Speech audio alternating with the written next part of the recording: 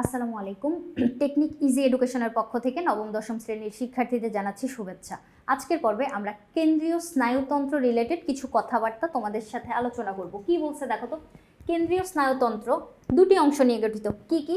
একটা হচ্ছে মস্তিষ্ক এবং আরেকটা হচ্ছে মেরুরজ্জু অথবা সুষুম্নাকাণ্ড। তাহলে এই যে দুইটা অংশ, এটা কি? কেন্দ্রীয় স্নায়ুতন্ত্রের অংশ, মস্তিষ্ক এবং মেরুরজ্জু। এখন মস্তিষ্ক কি জিনিস? সুষুম্নাকাণ্ডের শীর্ষে। সুষুম্নাকাণ্ড কোথায় অবস্থিত? এই যে দেখো, তোমার মস্তিষ্কের পেছন থেকে শুরু করে, এই জায়গা থেকে শুরু করে আমাদের কশেরুকার ভিতর দিয়ে, কশেরুকা বলতে হচ্ছে মেরুদণ্ডের যে হাড়গুলা, ছোট ছোট 33টা হাড় এরকম একটার উপর একটা অবস্থান করে লম্বা স্ট্রাকচার। এটার ভিতরে ফোরামেন থাকে, এই ফোরামেনের ভিতর দিয়ে এভাবে করে তোমার যে স্নায়ুটা চলে যাচ্ছে, ওইটা হচ্ছে আমাদের সুষুম্নাকাণ্ড। সুষুম্নাকাণ্ডের শীর্ষে, তার মানে সুষুম্নাকাণ্ডটা এই জায়গাটা, ওর শীর্ষে অবস্থান করতেছে কেন্দ্রীয় স্নায়ুতন্ত্রের যে স্ফীত অংশ। দেখো তো, মস্তিষ্ক একটা স্ফীত অংশ, যেটা কোথায় সুরক্ষিত অবস্থায় আছে? করটির ভিতরে।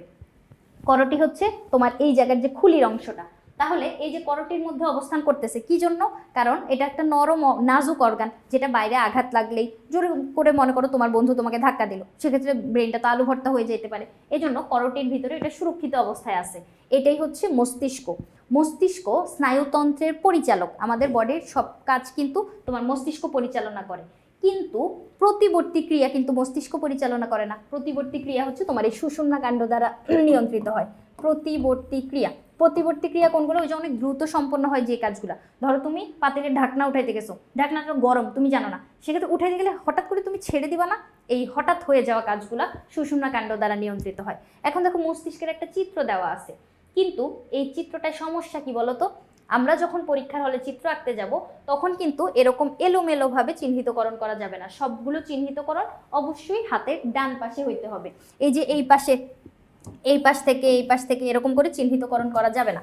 সেক্ষেত্রে আমরা একটু দেখি, পরীক্ষা যখন আঁকতে যাব তখন ঠিক করে আঁকবো। এখন এই জায়গাটায় দেখো কি বলছে। এই যে করটিকা, মাথার যে খুলিটা, এটাকে কি বললাম? এটা হচ্ছে করটি। এই করটির ভিতরে দেখো একটা লেয়ার, তার ভিতরে দিবা আরেকটা লেয়ার। এখন এই যে লেয়ারগুলা হচ্ছে আমাদের এখানে কিছু ফ্লুইড থাকে। বলো তো, আমাদের মস্তিষ্কের ওজন কতটুকু? 1.36 কেজি। এই যে ভারী জিনিসটা, এটা আমাদের ভার অনুভব হয় না কেন? কারণ এই মস্তিষ্কটা একটা সেরিব্রোস্পাইনাল ফ্লুইডের ভিতর ভাসমান অবস্থায় থাকে। এখন এই যে মস্তিষ্কটা এখানে ভিতর আছে, দেখো ঢেউ খেলানো যে অংশটুকু, এই অংশটুকু দেখো, এই অংশটুকু হচ্ছে আমাদের মস্তিষ্কের সবচেয়ে বড় অংশ। এটাকে আমরা বলতেছি হচ্ছে সেরিব্রাম। সেরিব্রাম, থ্যালামাস এবং হাইপোথ্যালামাস, এই তিনটা নিয়ে আমাদের অগ্র মস্তিষ্ক গঠিত, যার ভিতরে সেরিব্রাম সবচেয়ে বড়। এজন্য সেরিব্রামকে কিন্তু গুরু মস্তিষ্কও বলা হয়, গুরু মস্তিষ্ক। এরপরে দেখো কর্পাস ক্যালোসাম আছে। এরপরে এইখানটায় মধ্য মস্তিষ্ক আছে। এই যে মধ্য মস্তিষ্ক কি করে? আমাদের অগ্র মস্তিষ্ক এবং পশ্চাৎ মস্তিষ্কর ভিতরে সম্পর্ক স্থাপন করে বা সমন্বয় স্থাপন করে। এটা হচ্ছে মধ্য মস্তিষ্কের কাজ। এরপরে দেখো, একটা হচ্ছে সেরিব্রাম, আরেকটা হচ্ছে সেরিবেলাম। এক না, কিন্তু আলাদা। সেরিবেলাম হচ্ছে তোমার পশ্চাৎ মস্তিষ্কের অংশ, তারপরে আছে পন্স, তারপরে আছে মেডুলা অবলঙ্গাটা। সেরিবেলাম কোন অংশটা? এই যে দেখো, এইখানে পাতার মতো একটা অংশ, এই যে এইরকম একটা অংশ দেখতে পাওয়া যায়, এটা হচ্ছে আমাদের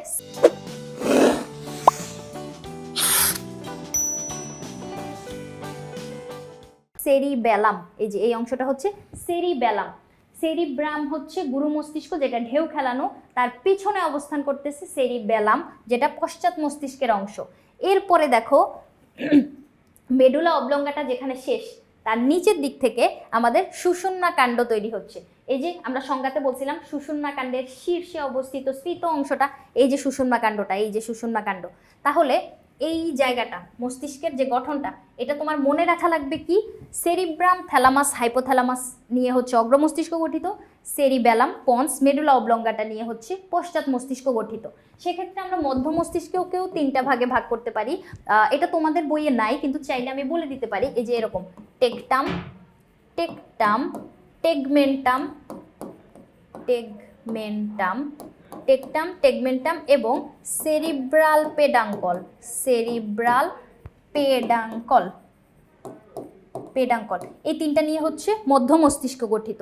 যদি তোমার মন চায় সেক্ষেত্রে মনে রাখতে পারো, কিন্তু এসএসসি লেভেলে বইয়ে হচ্ছে এটা দেওয়া নাই। এরপরে আমরা মস্তিষ্কের গঠনটা তো দেখলাম, মানে চিত্রের ভিতর দেখলাম, এখন বর্ণনায় দেখি। দেখো কি বলছে, মস্তিষ্কের গঠন ও তিনটা অংশ নিয়ে গঠিত। মস্তিষ্ক তিনটা অংশ নিয়ে গঠিত। এই যে তিনটা অংশ কি কি, অগ্র মস্তিষ্ক, মধ্য মস্তিষ্ক এবং পশ্চাৎ মস্তিষ্ক, এই প্রতিটা অংশ আবার তিনটা তিনটা করে অংশে বিভক্ত। এই যে 1 2 3, এখানেও 1 2 3, ওখানেও আমি লিখছিলাম 1 2 3, সবাই আবার তিনটা করে বিভক্ত। অগ্র মস্তিষ্ক বা সেরিব্রাম, অগ্র মস্তিষ্ককে আমরা মেনলি সেরিব্রামই বলি, কারণ সেরিব্রামই তোমার পুরো অংশটা জুড়ে অবস্থান করতেছে, আর থ্যালামাস হাইপোথ্যালামাস ছোট্ট একটু, সেক্ষেত্রে আমরা অগ্র মস্তিষ্ক বা সেরিব্রাম সবচেয়ে বড় অংশ এটা বলতে পারতেছি। একে গুরু মস্তিষ্কও বলা হয়, সবচেয়ে বড় যে এজন্য গুরু মস্তিষ্ক বলে। এটা কি কি কাজ করে দেখো, দেহ সঞ্চালনের কাজ করে, চিন্তা, চেতনা, জ্ঞান, স্মৃতি, ইচ্ছা, বাকশক্তি, ঐচ্ছিক পেশির কার্যক্রম নিয়ন্ত্রণ করে।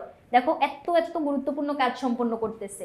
সেক্ষেত্রে ঐচ্ছিক পেশি বলতে তোমার এই যে হাত তুমি নিজে নিজে নড়াচড়া করাইতে পারতেছো, এই যে প্রাণী নিজের ইচ্ছায় নড়াচড়া করাইতে পারে, এই পেশিগুলোকে বলে ঐচ্ছিক পেশি।